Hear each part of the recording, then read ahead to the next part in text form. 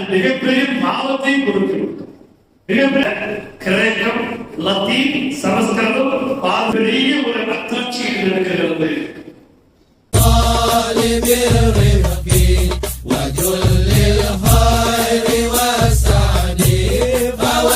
السلام عليكم ورحمة الله وبركاته.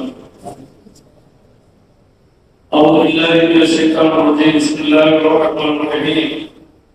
الحمد لله رب العالمين. نحمده ونستعينه ونستغفره ونؤمن به ونتوكل عليه ونعوذ بالله من شرور أنفسنا ومن سيئات أعمالنا. من يهده الله فلا مضل له ومن يضلل فلا هادي له. وأشهد أن لا إله إلا الله وحده لا شريك له وأشهد أن سيدنا ونبينا مولانا محمدا عبده ورسوله أرسله بالحق بشيرا ونذيرا بين يدي الساعة. من يطع الله ورسوله فقد فاز فوزا عظيما. إن الله وملائكته يصلون على النبي يا أيها الذين آمنوا صلوا عليه وسلموا تسليما. اللهم صل على سيدنا محمد وعلى آل سيدنا محمد وبارك وسلم عليه.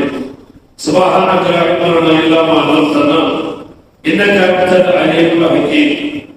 رب اشرح لي صدري ويسر لي أمري واحلل عقدة من لساني يفقهوا قولي.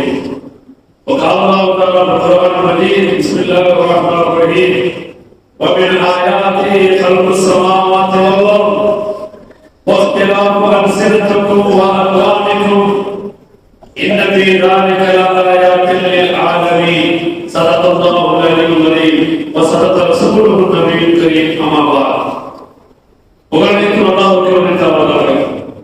அல்லாஹ்வுடைய பேரன்பும் பேரருளும் மூமின்களாகிய மனிதர்கள் உயிருக்கு உயிரான முத்தமற்ற நபி கண்மணிய சாத்தனும் நபி முத்துமன் முஸ்தபா ஸல்லல்லாஹு அலைஹி வஸல்லம் அவர்கள் மீதும் அவர்கள் குடும்பத்தார்கள் தோழர்கள் அவர்கள் பின்பற்றுவர்கள் தாபியீன்கள் தபா தாபியீன்கள் இறைவனை சித்தப்படாமல் வழிபாடுகள் நல்லவர்கள் நாதாக்கள் இந்த அற்புதமான துவாவுடைய மஜ்லிஸில் ஒன்று கொண்டிருக்கக்கூடிய நம்மவர்கள் அனைவரும் மீதும் அல்லாஹ்வுடைய பேரன்பும் பேரருளும் என்றென்றும் நீடித்து நிலைத்திருக்குமாறு ஆரம்பமாக நம் அனைவருக்கும் பிற எச்சத்தை கொண்டோம் இஸ்லாசற்ற உள்ள தூய்மையை கொண்டோம் மௌத்திற்கு முன்பாக தௌபா என்ற நல்ல நசீபை கொண்டோம். அல்லாஹ் நம் அனைவரையும் பொறுத்துக் கொள்வார்.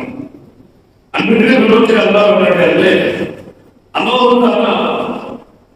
இந்த மனித படைப்புக்கு வழங்கியிருக்கக்கூடிய எண்ணற்ற அருட்கொடைகளில் ஒன்று உண்மை என்று சொன்னால், ஒரு மனிதன் இன்னொரு மனிதனோடு தன்னுடைய கருத்துக்களை பரிமாறிக்கொள்ள, தன்னுடைய உள்ளத்தில் தோன்றக்கூடிய உணர்வுகளை வெளிப்படுத்த பாலமாக அமையக்கூடிய ஒரு விஷயம் மொழி, லாங்குவேஜ், ஜபான். இது அல்லாஹ்வுடைய அற்புதங்களில் ஒன்று. இதுவும் எல்லா படைப்புகளுக்கு மத்தியிலே அந்த படைப்புகளுக்கு விளங்கிக் கொள்ளக்கூடிய அளவிற்கு உண்டான பாசங்கள் இருக்கிறது. நமக்கு பார்க்கிறதுக்கு எல்லா மாதம் ஒரே மாதிரி கத்திரவாறு தெரியும், எல்லா ஆட்டுக்குள்ளையும் ஒரே மாதிரி கத்திரவாறு தெரியும். ஆனா அந்த தாய் பசு கத்தக்கூடிய கத்தை அந்த கற்றுக்குட்டி கொடுத்து எங்கேயாவது கற்றுக்குட்டிகளை கொடுத்து ஒரு மாதிரி சத்தம் சொன்ன அந்த தாய் பசு புரிந்து கொள்கிறது. இப்படி எல்லா ஜீவராசிகளுக்கு மத்தியிலே ஒன்றுக்கொன்று விலகிக் கொள்வதற்கு, தன்னுடைய எண்ணங்களை வெளிப்படுத்திக் கொள்வதற்கு ஒரு மொழி இருக்கிறது. அந்த அடிப்படையில் மனிதத்திற்கு அல்லாஹ் கொடுத்திருக்கக்கூடிய பல அற்புதங்கள் ஒன்று இருக்குதுன்னு சொன்னால் அதை இந்த மொழி என்று சொல்லக்கூடிய ஒரு விஷயம் தான்.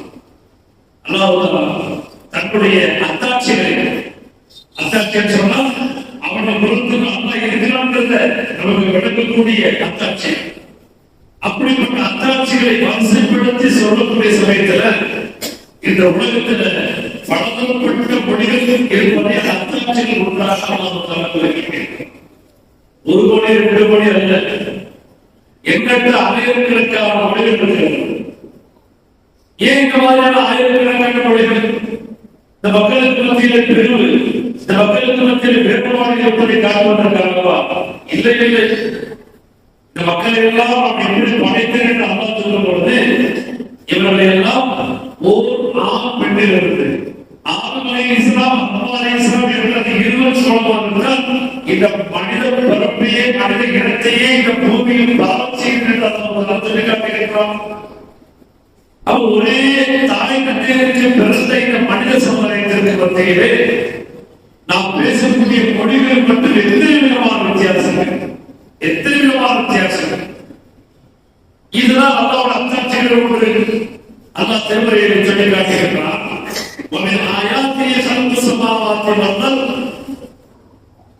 வானங்களையும் பூமியையும் படைத்திருப்பது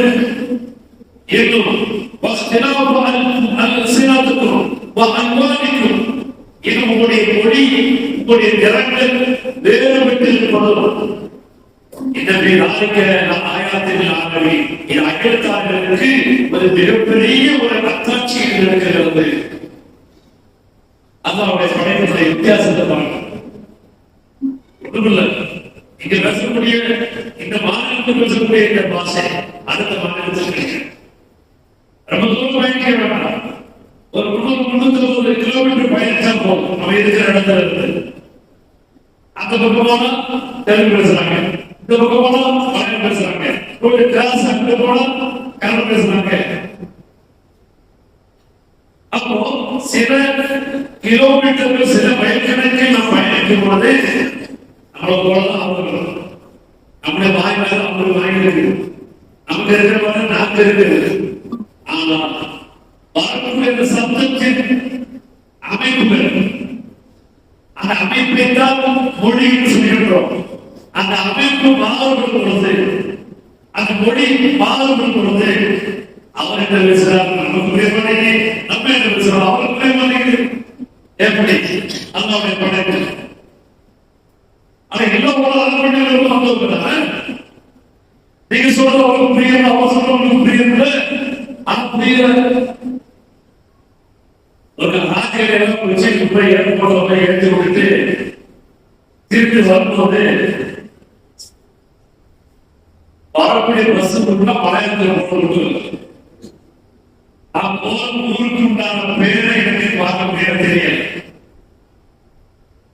அன்னைக்குதான் நம்ம எவ்வளவு பணிகளும் படைக்கப்பட்டிருக்கிறோமா, எப்படி உடல் ரீதியா மட்டுமில்ல, மன ரீதியா மட்டுமில்ல, அறிவு ரீதியாக அன்னைக்கு உணர்வு.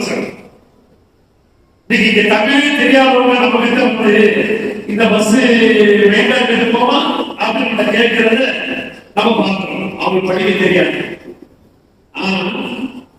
இந்த உலகத்துல இந்த நம்ம இருக்கக்கூடிய பகுதியில் நம்ம படிச்சோம் அப்படி இப்படிலாம் இருக்கக்கூடிய அந்த ஊர்ல போய் என்ன நடந்துச்சு தெரியுமா? பாலக்காடு பஸ் எங்க வருவோம் அவங்க இந்த வந்த பஸ்ல பாலக்காடு பஸ் எடுத்து சொல்லுங்க என்று கேட்க வேண்டாம். இங்கிலீஷ் போட்டாலும் தெரியும். இங்க நம்ம ஊர்ல என்ன பஸ் இங்கிலீஷ்ல பேர் போட்டுருக்குது, தமிழ்ல போட்டுருக்கு. அதுல கேரளால மலையாளத்துல போட்டு நமக்கு மலையாளத்தில் இருக்கக்கூடிய அந்த பெயரை படிக்க தெரியல, பாலக்காடு பஸ் பார்க்க தெரியாது. பாத்தீங்கன்னா ஒரு மொழி எவ்வளவு பெரிய பிரச்சனைகள் இருக்கிறது, ஒரு மொழி எவ்வளவு பெரிய ஒரு மாதிரி வேறுபாடுகளை காமிட்டு நீ இவ்வளவுதான் அல்லாஹ் காட்டணும், நீ இவ்வளவுதான் அல்லாஹ் காட்டணும். அந்த அடிப்படையில மொழி என்பது மாநிலத்திற்கு மாறுபடுகிறது, நாட்டிற்கு நாள் மாறுபடுகிறது. உலகத்தில் நமக்கு சுமார் 10,000 லாங்குவேஜ் இருப்பதாக ஒரு புள்ளி விவரம் சொல்கிறது. 1977 வெளிவந்த இந்த உலக மொழிகள், அதாவது சர்வதேச அளவுல எத்தனை லாங்குவேஜ் இருக்கு ஒரு கணக்கீடு செஞ்சு பார்த்ததுல இப்படி ஒரு கணக்கு வந்து 20,000 மொழிகள் இருப்பதாக அதில் பதிவு செய்கிறார். 20,000 லாங்குவேஜ். இது 20,000 லாங்குவேஜும் அசலா ஒரிஜினலா இங்க பார்க்கப்படம் இல்லை. அது கிட்டத்தட்ட 4,000 அசல் லாங்குவேஜ்ல இருந்து அப்படியே பிரித்து இந்த 20,000 லாங்குவேஜ்ல இருக்கக்கூடிய வார்த்தைகளை, அந்த பேசக்கூடிய பேச்சின் துணிகளை எங்கிருந்து வாங்கியிருக்கிறாங்க சொன்னா அசல் ஒரு 4,000 லாங்குவேஜ் எடுத்து பண்ணிருக்காங்க. உதாரணத்துக்கு நம்ம புரிய மாதிரி சொல்லணும்னு சொன்னா, உருதுடைய அமைப்பு நம்ம தமிழ் இருக்கிற மாதிரி இப்படி கிடையாது. எழுத்திலும் வித்தியாசம். நம்ம தமிழ் எப்படி எழுதுறோம், இங்கிலீஷ் எப்படி எழுதுறோம், ஆனா அரபி எப்படி எழுதுறோம், இப்படி எழுதுறோம். உருது எப்படி எழுதுறோம், இந்த பக்கத்தில் எழுதுறோம். இதுல ஜப்பானீஸ் லாங்குவேஜ் எழுதுறதா இப்படி எழுதுறோம், வேதத்துக்கு இப்படி லாங்குவேஜ் மட்டும் மாறல, எழுதக்கூடிய எழுத்தினுடைய முறைகளும் எழுதக்கூடிய வடிவங்களும் எல்லாமே மாறும். இன்னைக்கு உருது எழுதணும்னு சொன்னா உருதுடைய கிட்டத்தட்ட பாதி வார்த்தைகள் பாதி சவுண்ட் எல்லாமே எங்க இருந்து வந்திருக்குது, அரபிலிருந்து வந்து. உருது எழுதக்கூடிய முறையும் சரி, அதுல வரக்கூடிய வாசகங்கள் வார்த்தைகளும் சரி, அது எங்க இருந்து எடுத்திருக்கிறாங்க, எல்லாமே அரபியுடைய ஒரு காலம், அரபியுடைய ஒரு பாதி அங்கிருந்து வாங்கி எங்கிருந்து வந்துச்சு. அந்த அரபியிலிருந்து உருது அது அப்படியே ஈரான்ல இருந்து, ஆப்கானிஸ்தான்ல இருந்து, அப்படி பாகிஸ்தான், இந்தியாவுக்கு இருக்கு. இன்னைக்கு ஹிந்தி என்று சொல்லக்கூடியது கூட எழுத்துடைய வடிவங்கள் தான் மாற்றமா இருக்கே தவிர அந்த வார்த்தைகளுடைய உச்சரிப்புகள் எப்படி இருக்குது, அப்படியே உருது மாதிரி அரபி மாதிரி இருக்குது. ஆனா எழுத்து கூட டிஃபரெண்டா இருக்குது. அப்ப மனிதர்கள் எப்படி அமைத்துக் கொள்கிறார்கள், தங்களுக்கு தோல்வான முறையில் எழுத்துடைய முறைகளை அமைத்துக் கொள்கிறார்கள்.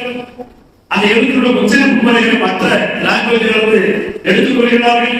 ஆக மொத்தத்தில் இது 20,000 லாங்குவேஜுக்கு உண்டான அசல் 4,000 லாங்குவேஜிலிருந்து எடுக்கப்பட்டது என்று சொல்றாங்க. இன்னைக்கு நம்ம தமிழ் மொழி என்று சொல்றோம் செம்மொழி. செம்மொழி தமிழ் மட்டுமல்ல, இன்றைய உலகத்திலே 9 மொழிகள் செம்மொழியாக அறிவிக்கப்பட்டிருக்கிறது. எதற்கு செம்மொழி சொல்றாங்க? ஒரு மொழியை வந்து இது செம்மொழி அப்படின்னு சொல்லக்கூடிய அந்தஸ்து அந்த மொழிக்கு எப்படி கொடுத்தாங்க அப்படின்னு பார்க்க போனா, எந்த ஒரு மொழி குறைந்தபட்சம் 1000 ஆண்டுகளாவது பழமை வாய்ந்ததாக இருக்கிறதோ அந்த மொழி என்ன மொழி? செம்மொழி.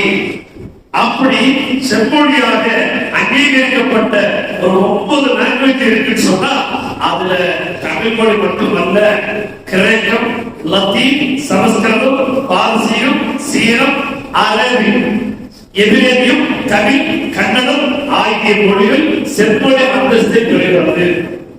இந்த மலையாளத்தில் பேசக்கூடிய அந்த பாஷை எழுத்துக்கள் வேண்டுமானால் ஓரளவுக்கு டிஃபரெண்ட் ஆகும். ஆனா அவர்கள் பேசுவது ஓரளவுக்கு நம்ம கிடைக்கப்படவில்லை. நம்ம பேசுறது அவங்க நல்லாவே புரிஞ்சுக்கிறாங்க மலையாளி. அப்போ தமிழில் இருந்து அப்படியே கொஞ்சம் தழுவி மலையாளத்துடைய பாஷை அமைந்திருக்கிறது. ஆக மொத்தத்தில் மொழி என்பது நம்முடைய உணர்வுகளை வெளிப்படுத்த, நம்முடைய எண்ணங்களை வெளிப்படுத்துவதற்கு இது ஒரு மிகப்பெரிய ஒரு காரணமாக அல்லாஹ் மொழியை ஆக்கி வைத்திருக்கிறார். இப்படி 9 மொழிகள் 1000 ஆண்டுகளை தாண்டி இருக்கிறதுனால செம்மொழியுடைய அந்த பட்டியல் வருது. இந்த இடத்தில் நம்ம ஏன் லாங்குவேஜை பத்தி பேசுறோம்னு சொன்னா, டிசம்பர் 18 சர்வதேச அரபி தினம், சர்வதேச அரபி மொழி தினம்ங்கிறதுனால இந்த செம்மொழியுடைய லிஸ்ட்ல என்ன இருக்குது? அரபி இருக்குது. இந்த அரபியை பத்தி நம்ம கொஞ்சம் பேசி ஆகணும். இந்த அரபியை பத்தி நம்ம கொஞ்சம் சிந்திச்சு ஆகணும். ஏன்னா நமக்கும் அரபிக்கு நிறைய தொடர்பு இருக்குது. இன்னும் சொல்ல போனா நபி பெருமானார் ஸல்லல்லாஹு அலைஹி வஸல்லம் சொன்னாங்க, குர்ஆன் அரபி மொழி, நாம அரபி, குர்ஆன் அரபி மொழியில இருக்குது. என்ன சொன்னாங்க? நாம அரபி, குர்ஆன் அரபி மொழியில இருக்குது. நாளைக்கு சொர்க்கத்தின் பாஷை அரபி மொழிதான். அதனால எனக்கு அரபி ரொம்ப பிடிக்கும் என்றார் ஸல்லல்லாஹு அலைஹி வஸல்லம். அல்லாஹ் ரப்பல் ஆலமீன் நபி பெருமானார் ஸல்லல்லாஹு அலைஹி வஸல்லம் இந்த வார்த்தை இருக்கிற அரபி மொழி, அரபிங்கிற வார்த்தை இந்த லாங்குவேஜுக்கு இந்த 1000 வருஷத்தை கடந்ததுனால செம்மொழி அப்படிங்கிறத நம்ம கொடுத்துருக்கிறது. ஆனா இதனுடைய வரலாறு பார்க்கக்கூடிய எங்க இருக்குது? இப்ராஹிம் அலைஹிஸ்ஸலாம் பாருங்க, இஸ்மாயில் நபி இருக்குது. இஸ்மாயில் நபியுடைய காலத்தில் இருந்து அவர்கள் சம்பந்தப்பட்ட இடம் இருக்குது. அவர்களோடு தொடர்புடைய ஒரு லாங்குவேஜ் அரபி.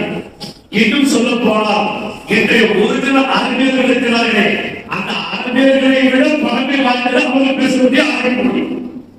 புரிதல் சொல்றது, இந்த அரபியர்கள் தங்களை சொல்லிக் கொள்கிறார்களே, இவர்களை விட மிக பழமை வாய்ந்த ஒரு தொன்மை மொழி என்று சொன்னால் அது என்னது? இந்த அரபி மொழி. அப்படி ஒரு மொழியாகத்தான் அல்லாஹ் தஆலா மொழி ஆக்கி வச்சிருக்கிறார். இன்னைக்கு நம்ம பேசக்கூடிய தமிழ் மொழி, இந்த தமிழ் மொழியில் எவ்வளவு வித்தியாசம் இருக்குது. மொழியில் எடுத்துக்கிட்டா நிறைய விஷயம் இருக்குது. எத்தனையோ மொழிகள் புதுசா வந்துட்டு கொஞ்ச நாள் காணாம போயிருக்கு. சில லாங்குவேஜ் இருக்கிற பேசப்பட்டு முடியும், ஆனா அதுக்கு என்ன கிடையாது? எழுத்துக்கள் கிடையாது. பேசப்பட்டு முடியும், எழுத்துக்கள் கிடையாது. அப்படி இருக்குது. ஆனா இந்த செம்மொழி என்று சொல்லக்கூடியவர்களுக்கு எழுத்து கொண்டு உச்சரிப்பு கொண்டு பேசக்கூடிய ஒரு சூழல். அந்த அடிப்படையில இந்த அரபி மொழியை கொடுத்து அல்லாஹ் தஆலா இதை இஸ்லாமிய முஸ்லிம் சமூகத்தை அல்லாஹ் தஆலா கண்ணியப்படுத்தி விட்டார் என்று நான் சொல்றேன். எப்படி செஞ்சா கண்ணியப்படுத்தினார்? நாம் பேசக்கூடிய மொழி தாய்மொழியாக தமிழாக இருக்கலாம், மலையாளமாக இருக்கலாம், உருதுவாக இருக்கலாம். ஆனால் நம்முடைய பிள்ளைகள் ஒவ்வொருவருக்கும் அந்த ஒரு அவசியமான ஒரு லாங்குவேஜ் நாம் என்ன சொல்லிக் கொடுப்போம்? பிள்ளைகளுக்கு அரபி. பிள்ளைகள் வரும்போது சின்ன குழந்தையா இருக்கும்போது என்ன சொல்லிக் கொடுப்போம்? லா இலாஹ இல்லல்லாஹ் முஹம்மது ரசூலுல்லாஹ் அப்படின்னு ஆரம்பிச்சு அப்பல் கலிமா ஆரம்பிச்சு அல்லாஹ் பிஸ்மில்லாஹ் தொடங்கி அப்படியே இஸ்லாத்தின் கடமைகள் கலிமா தொழுகை நோன்பு ஜகாத் ஹஜ் சொல்லி அந்த பிள்ளைகளுக்கு அரபியுடைய அறிமுகத்தை சிறு பிராயத்திலேயே கொடுத்தோம். அப்படிதான். அதனால சின்ன பிள்ளைகளுக்கு குர்ஆனை ஓதக்கூடிய ஒரு பழக்கத்தை நம்ம ஏற்படுத்தி கொடுக்கிறோம். காரணம் என்று சொன்னால் அல்லாஹ் தஆலா இந்த லாங்குவேஜ் வச்சு நம்மளை கண்ணியப்படுத்துறான். உலகத்தில் எந்த மொழிகளும் போங்க, இறைவனை வணங்க வேண்டும் என்று சொன்னால் நமக்கு ரொம்ப ஈஸி. புரியாத பாஷையில எதுவுமே செய்வது கிடையாது. வெள்ள அடிச்சு கூட்டம் கிடையாது. அப்படிதான் வெள்ள அடிச்சு வாங்க ஆலயத்துக்கு வாங்க அப்படின்னு அழைக்க வேண்டிய கூட்டம் இல்லை. இது ஒரே வார்த்தை அல்லாஹ் அக்பர் என்று அழைப்பு கொடுத்து விட்டார். என்னுடைய இறைவனை வணங்கக்கூடிய நேரம் வந்துவிட்டது என்று தொழுவிடத்திற்கு விரைந்து சொல்லக்கூடிய உலகத்தில் எந்த போனவனுக்கு இருந்தாலும் ஒரு முஸ்லிம் ஒரு மூமின் தன்னுடைய வணக்கத்தை தெரியப்படுத்துவதற்காக அந்த இறைவனத்தை தேடி சொல்லக்கூடிய ஒரு வாய்ப்பை இந்த அரபி நமக்கு பெற்று தெரிகிறது. வேடிக்கையா ஊர்ல பேசிக்கணும், அவர் வெளிநாட்டு பக்கம் போவோம் அப்பதான் அதிகம். போயிட்டு வந்து சொன்னாரு, மாப்பிள்ள போய் ஒரு 2 மாசம் ரொம்ப கஷ்டப்பட்டேன்னா அந்த அரபியில போய் அவன் என்ன பேசுறான் எனக்கு புரியல, நான் என்ன பேசுறான் அவனுக்கு புரியல. இப்படியே 2 மாசம் கஷ்டப்பட்டேன். ஒரே ஒரு ஆதரவு தெரியுமா? அந்த ஊர்ல பாங்கு சொல்றப்ப நம்ம ஊர் மேல தமிழ் சொல்றாங்கப்பா அப்படி பேசிக்கிறாங்க. அந்த அளவுக்கு அந்த அரபியை அங்கே பாங்காக கேட்கும் பொழுது நம்ம ஊர்ல தமிழ் சொல்ற பார்க்க மாதிரியே அவங்களுக்கு ஒரு ஃபீலிங்ஸ். அப்போ இந்த அரபியில் சொல்லக்கூடிய பாங்கு எல்லோருடைய அந்த உணவுடைய ஈமானியத்தை தட்டி விட்டு ஒரு முஸ்லிம்டா ஒரு உணவு போடலாம் அப்படிங்கிற ஒரு உணவு என்ன செஞ்சது அந்த மாதத்தை ஏற்படுத்தப்படுகிறது. அது மட்டுமல்ல, அல்லாஹ் இறை வேதமாகிய குர்ஆனை அல்லாஹ் நமக்கு தந்திருக்கின்றானே, அந்த குர்ஆனை அரபியில் இருக்கிறது. நாயகத்தால் உங்களுக்கு வழிகாட்டியாக அனுப்பியிருக்கிறோம் என்று சொன்னாலே அந்த நாயகத்துடைய வார்த்தைகள் பேச்சுக்கள் ஹதீஸ் என்ற அடிப்படையிலே அதுவும் நமக்கு அரபியிலே அமைந்திருக்கிறது. இப்படி நாம் புரிந்து கொள்வதற்கு நம்முடைய அந்தஸ்தை உயர்த்துவதற்கு அல்லாஹ் நாம் சார்ந்திருக்கக்கூடிய தீன் இஸ்லாத்தின் முறைப்படி வாழ்வதற்கு இந்த அரபியை அல்லாஹ் தஆலா ஒரு மிகப்பெரிய பாவமாக நமக்கு ஆக்கி வைத்திருக்கிறான். அரபி மொழியுடைய அறிவு நமக்கு மிக மிக தேவை, மிக மிக அவசியம். அது தெரியலன்னு சொல்றது மிகப்பெரிய ஒரு அப்சோஸ்மான ஒரு நஷ்டத்திற்குரிய ஒரு. எனக்கு 40 வயசாச்சு 50 வயசாச்சு நான் அரபி ஓத தெரியல ஒருத்தர் சொல்றாரு சொன்னா அவர் நான் நிச்சயமா அவர்கிட்ட பதில் சொல்லியா. அதனால நம்ம பள்ளியில் ஒரு போர்டு போட்டுருக்கோம், உங்களுக்கு வயசாயிருச்சு குர்ஆன் ஓத தெரியலையே அப்படிங்கிற கவலையா கவலைப்படாதீங்க, டெய்லி ஒரு 1 எழுதி கொடுங்க, உங்களை நாங்கள் ஓதத்தை காட்டுறோம் அப்படிங்கிற மாதிரி பல இதெல்லாம் நம்முடைய பள்ளியில் போடப்பட்டிருக்கிறது. அவன் குரான் கற்றுக்கொள்ள வேண்டும், அரபியுடைய வாசகங்களை தெரிந்து கொள்ள வேண்டும். இன்று நிறைய பேர் என்ன செய்யறாங்க, அரபியை கற்றுக்கொள்வதற்கு சோம்பல்தனப்பட்டு அல்லது தங்களுடைய நம்பிக்கையை அவர்கள் இழந்தவர்களாக, நமக்கு முடியாது, இனிமேலும் வாயில நுழையாது, மண்டையில நுழையாது அப்படின்னு இவங்களாவே ஒரு முடிவுக்கு வந்துட்டு தமிழ்ல யாசின் ஒரு கூட்டம் நமக்கு மத்தியில் இருக்குது, தமிழ் குரான் படிக்கிற கூட்டம் நமக்கு மத்தியில் இருக்குது. இது எவ்வளவு பெரிய பிழைகள் வந்து தெரியுமா? அரபியை பொறுத்தளவிற்கு மிக இலகுவானது, மிக லேசானது. அதே சமயத்தில் உரிய உச்சரித்த அந்த அரபிக்கு கொடுக்காவிட்டால் அது மிகப்பெரிய பாவத்தை கொடுக்கும், மிகப்பெரிய நஷ்டத்தை ஏற்படுத்திவிடும். எனவே அரபியை பொறுத்தளவிற்கு நாம் உச்சரிப்புகளோடு அந்த அரபியை நாம் கற்றுக்கொள்ள முயற்சிக்க வேண்டும். ஏன்னு சொன்னால் நாம் மரணித்ததற்கு பிறகு இந்த உலகத்து அரசியல் பாதையே தெரியாம பரவாயில்ல, மௌத்தா போனதுக்கு அப்புறம் நம்முடைய பாஷை, மறுமையோட பாஷை எல்லாமே எப்படித்தான் அரபிதான். கபூர் வைக்கிற கேள்வி தமிழ்ல இருக்காது, மலையாளத்துல இருக்காது, உருதுல இருக்காது, எந்த லாங்குவேஜ்ல இருக்கும், அரபில இருக்கும். இந்த கேள்வியெல்லாம் வழக்கமா இருக்க, அதுக்கு நம்ம அங்க பதில் எப்படி சொல்லுவோம்? என்னுடைய செம்மொழி தாய்மொழி அப்படின்னு தமிழ்ல சொல்லுவோமா? இல்லை இல்லை, அங்க நம்ம ஆத்மடைய அரபி பேச ஆரம்பிச்சோம். அதுக்காக ஒன்றும் பிரச்சனை இருக்கு, அரபியில கபூர் போய் பாதிக்கமான முடிவு வந்தாரு. இந்த உலகத்தில் இருக்கும் பொழுது அரபியுடைய விஷயத்தில் சற்று கவனம் கொள்ளுங்கள். அரபிய எந்த அளவுக்கு இன்று உலகத்தில் ஆக்கியிருக்கிறார் தெரியுமா? திருக்குறள், திருவள்ளுவர் எழுதிய திருக்குறள் இருக்கு இல்லையா, அது அப்படியே அரபியில டிரான்ஸ்லேட் பண்ணி ரொம்ப ஈஸியா அரபியா ஆக்கி இன்னைக்கு வெளியிட்டு ஒரு மிகப்பெரிய ரெக்கார்ட் பிரேக்க என்னுடைய உலகத்தில் செஞ்சிருக்கிறாங்க. இன்னைக்கு சமீபத்தில் 2-3 நாளைக்கு முன்னாடி ஒரு அரபி மதரசாவுடைய பெண்கள் அரபி மதரசாவுடைய ஒரு மாணவி எத்தனை திருக்குறளுக்கு மொத்தம் 1330 குறள் இருக்கிறையா? அது அப்படியே அரபியில் மாத்திராங்கல்ல, அந்த அரபியில் அத்தனை திருக்குறளை மனப்பாடம் சொல்லி ஒரு வேறு இருக்காத ஒரு நம்ம இஸ்லாமிய பெண்களை ஒரு மாணவி ஏற்படுத்தியிருக்கிறது. அப்ப அரபியல் எந்த அளவுக்கு முக்கியத்துவம் வாய்ந்தது நமக்கு தெரியுதா? நம்ம பேசப்படும் தமிழ், திருவள்ளுவர் எழுதிய அந்த தமிழ் அடிப்படையில நம்ம பேசுறது நமக்கு இன்னைக்கு புரியாது. அங்கிட்டு போனா ஒரு மாதிரி போகுது பாச, எப்படி மெட்ராஸ் போக போக இங்கிட்டு திருவள்ளுவர் போக இங்கிட்டு போனா இங்கிட்டு ஒரு மாதிரி தமிழ் வாசம் இங்கிட்டு ஒரு மாதிரி இங்கிட்டு போகுது. ஏதோ இந்த திருச்சி, திண்டுக்கல், மதுரை இந்த பக்கம் ஓரளவுக்கு தமிழ் எப்படி இருக்குது, ஓரளவுக்கு கேட்கிற மாதிரி பேசுற மாதிரி இருக்குது. இதுல சென்னை பக்கம் போயிட்டீங்கன்னா பூர்வீக சென்னை சார்ந்தோட பேச்சல கேட்டுருக்கீங்கல்ல, அப்படித்தான் இருக்கு. இதுவே திருவள்ளுவர் பக்கம் போய் அங்குள்ள தமிழ் பேசுவாங்க, என் மாப்பிள்ள இருக்க இப்படிதான் இருக்கும். அவங்களுக்கு பேச்சு செய்யாது. அவன் அதே மாதிரி எழுத முடியுமா? இல்ல. அவன் தமிழ் அப்படிங்கிற அந்த லாங்குவேஜ எப்படி நாம் அழகிய முறையில் எழுதுகின்றோமோ, அழகான முறையில் பேசுகின்றோமோ, அதே போல நம்முடைய அரபி மிக தெளிவான, அழகான, எளிமையான ஒரு லாங்குவேஜ். இன்னும் சொல்ல போனால் மற்ற எந்த லாங்குவேஜ் அரபி திசையில கடன் வாங்கி தன்னுடைய மொழியை உருவாக்கவில்லை. ஆனால் அரபியிலிருந்து ஏகப்பட்ட லாங்குவேஜ் என்ன செஞ்சிருக்குது, கடன் வாங்கி இருக்குது. நம்ம தமிழே அரபியில் நிறைய வார்த்தைகள் வாங்கி இருக்குது. தொன்மையான தமிழை எல்லாம் எடுத்து பாருங்க. நீங்கள் நீதிமன்றங்கள் எடுத்து போய் பார்த்தால் அங்கே அங்க இருக்கக்கூடிய தஸ்தாவேஜுகள், அந்த ரெக்கார்டுகள் இங்கிலீஷ்ல அங்க பாத்தீங்கன்னா எல்லாம் அரபி வார்த்தை தான். அசல், நகல், நகல் என்ன, அது அரபி வார்த்தை. நகல் அசல் ஒரிஜினல்.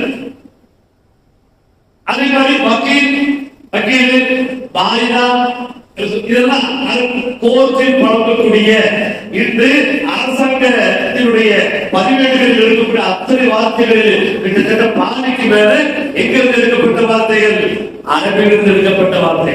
அதனால அரபியை நேசியுங்கள், அரபியை வாசியுங்கள், அரபியை அதிகமாக சுவாசியுங்கள். சின்ன சின்ன விஷயத்திற்கு கூட அரபியிலே வார்த்தைகளை சொல்லிக் கொள்ளுங்கள். இன்ஷா அல்லாஹ், மாஷா அல்லாஹ், தபாரக் அல்லாஹ். எப்படி இன்னா லில்லாஹி வ இன்னா இலைஹி ராஜிஊன். கோபப்படாதீங்க, கொஞ்சம் சபர் செய்யுங்க, அல்லாஹ்வை துஆ கேளுங்க. நீங்க செய்யற அமலை இஸ்திகாமத்தோடு இருங்க. இந்த மாதிரி நம்முடைய வார்த்தையில் அவங்க என்ன செய்யணும்? அரபியனுடைய ஊடுருவல் அதிகமாக இருக்கும். அரபி நாம் அதிகமாக தெரிந்து கொள்ள வேண்டும். அரபியை பாண்டித்துவம் பெற வேண்டும். அப்பதான் நம்ம குரான் படிக்க முடியும், குரான் அர்த்தங்கள் பொருளை விளங்கிக் கொள்ள முடியும், ஹதீஸ்களை படிக்க முடியும். வெறுமன அரபியை படித்து விட்டு அப்படி அர்த்தம் வைக்கிறது மட்டும் இங்கு பெருசு கிடையாது. அது ஏகப்பட்ட இலக்கியங்கள் இருக்கு, இலக்கணங்கள் இருக்கு. அந்த அடிப்படையில அரபி ஒரு கண்ணிகரற்ற ஒரு மொழியாக இருக்கிறது. அப்பேற்பட்ட அரபி மொழிக்கு சொந்தக்காரர்களாக அரபியர்கள் மட்டுமல்ல, உலக முஸ்லிம்கள் அனைவருமே, அல்லாஹ்வை ஈமான் கொண்ட அனைவருக்குமே சொந்தமான ஒரு லாங்குவேஜ் இந்த அரபி லாங்குவேஜ். அதனை தெரிந்து கொள்வதற்கும் அதன் மூலமாக குர்ஆனை ஓதி நாயகத்தின் வழிமுறைகளை தெரிந்து அதுபடி வாழப்பட நல்ல தோல்வியை அதனால் அனைவருக்கும் தந்து கொள்வானாக. அஸ்ஸலாமு அலைக்கும் வரஹ்மத்துல்லாஹி வபரகாத்துஹு.